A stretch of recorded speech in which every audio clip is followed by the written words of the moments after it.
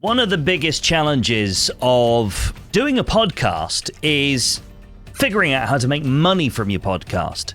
It's not easy, but it is very doable, provided you take the right strategy. And right now, I'm going to take you through exactly what that strategy is.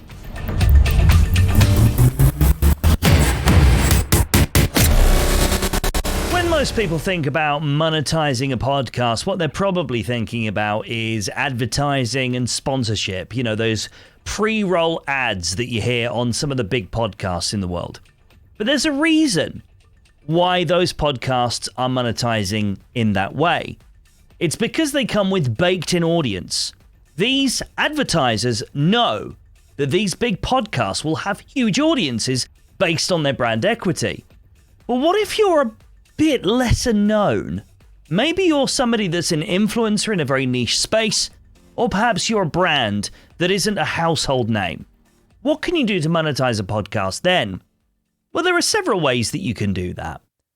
I advocate personally for having the podcast being the marketing platform rather than the product. You are the product. You, the person that brings all the genius and insight to your people, to your tribe, as the Gary Vaynerchuk crew would say. But before we get more deeply into that, let's talk about all the options that are available to you when it comes to monetizing a podcast. We've already mentioned sponsorship and ads. Now, if you're getting around about 5,000 downloads per episode within the first 30 days of release, then you're eligible to start looking at that as a revenue generating model. You're not going to make a fortune from it because the CPM rates, as in cost per mille rates, are very low. You're looking at around about $25 per every 1,000 listeners you have. If you've only got 5,000 downloads per episode, that's not going to be a lot of money for you unless you've got loads of ads in your podcast episodes. And if you're only getting 5,000 downloads per episode, you might need to have that conversation with yourself about striking the balance. Are you going to upset your listeners, the few listeners that you've got comparatively, given you've got 5,000 downloaders? Are you going to upset them if you load their content with ads? There's a real balance to be struck here, and the ends are weighted between continuing getting trajectory for your podcast reach in terms of new listeners and getting money from those that you have. I'd almost always suggest not having a pre-roll ad on a podcast unless it's absolutely huge, and I'm talking millions of listeners. Even then, I would get you to seriously consider whether or not a pre-roll ad is a great idea. A mid-roll ad can be really useful, but here's where I think the nuance is. If you use a mid-roll ad to advertise a third party, as in a sponsor or advertiser that wants to use your podcast as a platform for their marketing messaging, then you might be possibly hurting yourself because the listeners aren't invested in your advertisers. They're invested in you.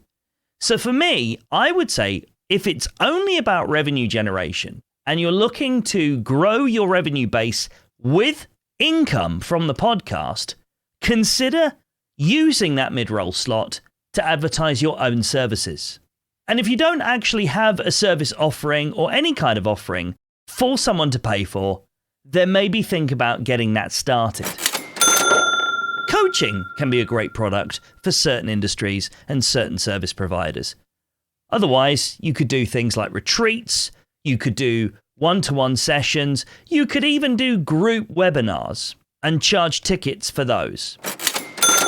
There's affiliate marketing. I'm not personally a massive fan of affiliate marketing because for me, I feel it lends itself to people advertising for the sake of getting the revenue rather than just sharing a good product and endorsing that because they truly believe in it. Any article you see on this website or on any of my podcast episodes, any mention of any brands or products, it's because I use them personally and can recommend them based on that use. You'll never catch me running an affiliate campaign for any product I haven't either used myself extensively or still use. Another option for revenue generation is merchandising. That could be anything from t-shirts, mugs, pens, you name it, any sort of stationery. A lot of people probably think about setting up an Etsy store or any other kind of e-commerce website and have listeners buying those products, and that's the revenue generation model. But I'd like you to think about this another way. Perhaps you could use the merchandising as a gift in return for the podcast listener, helping you to grow your show, as in recommendations, sharing of episodes, reviews, proving that they followed your show in Apple Podcasts or Spotify, and maybe even getting their friends to do the same. That way, what you're actually doing is, instead of selling the merchandise, you're rewarding listeners with the merchandise, and you're ultimately going to get more revenue benefit in the longer term anyway, because you're going to be able to get free advertising for your podcast. What better way to build a business than have your listeners as your biggest advocates? In business, they call this the ladder of loyalty. And if you can get someone at the top of that ladder, you're on to a winner. Crowdfunding and listener support. Yeah, we've all heard of those websites that charge a membership in return for exclusive content. Patreon is one of those. You've got Superfans and all these other websites as well. Buy Me a Coffee. That is another useful tool for generating revenue from your podcast content. The problem with this is a lot of people come into this thinking it's going to be really easy money. But if you think about it, it's actually a lot harder than offering your own service as an offering and using the podcast as a marketing platform for that. We're back into the domain of the podcast being the product.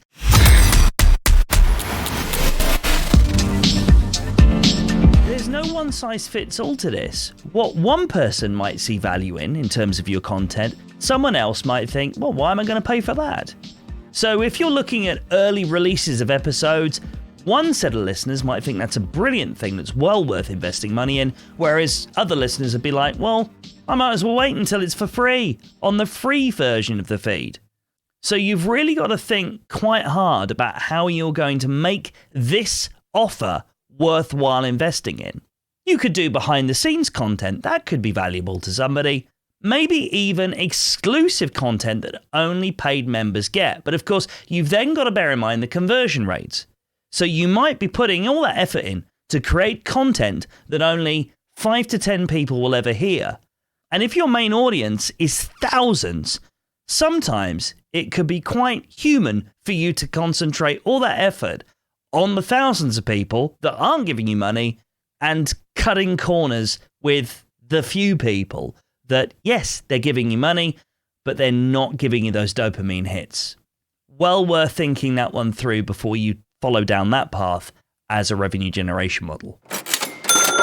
Live events and workshops is another feasible way of you getting some revenue from your podcast.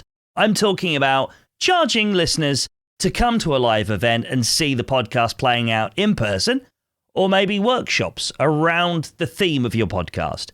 If you're a business coach, this could be a really, really good way of generating some new leads for one-to-one coaching by having a group coaching session at a predetermined location that they can show up at.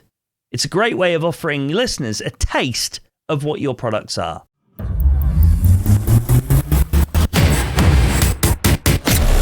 So we're going to come back to my favorite type of monetization model for podcast episodes, and that is you as the product, offering your services and your products, with the podcast being the marketing platform. The great thing about this is it's really easy to funnel. You can start off by offering a free download that sort of acts as an introduction to what you do and who you are. Once they've downloaded that free product, you can then start upselling them because they'll be on your email list. You can start talking to them and nurturing them and educating them as to what you do, those bigger problems they have that you can solve. You can help them identify those things that you can solve for them in real time, in regular communication through your email that's updating them about new podcast episodes. See how this works? So that's why that's my favorite method of monetizing a podcast, because Then you don't have the ickiness of dealing with advertisers and making sure that their ads are going out and that you're getting paid for them and all that complicated paperwork that's going to be involved in that. You don't have to worry about memberships and keeping your listeners entertained and ensuring that they're getting the value for money from those special bits of content that you're having to record for them. You're definitely not having to worry about growing volume of audience in order to make enough money to survive and keep the podcast paid for. There's no ceiling on your earnings with this method. You earn as much as you decide, and that's down to how much you invest in the marketing of your podcast. And if you need to know more about how to grow a podcast in 2024, then you should definitely check out this other article that I've created on podnosepodcasting.co.uk/blog. The Podmaster is a Podnose podcasting production. Find out more about us at podnose.co.uk. That's podknows.co.uk.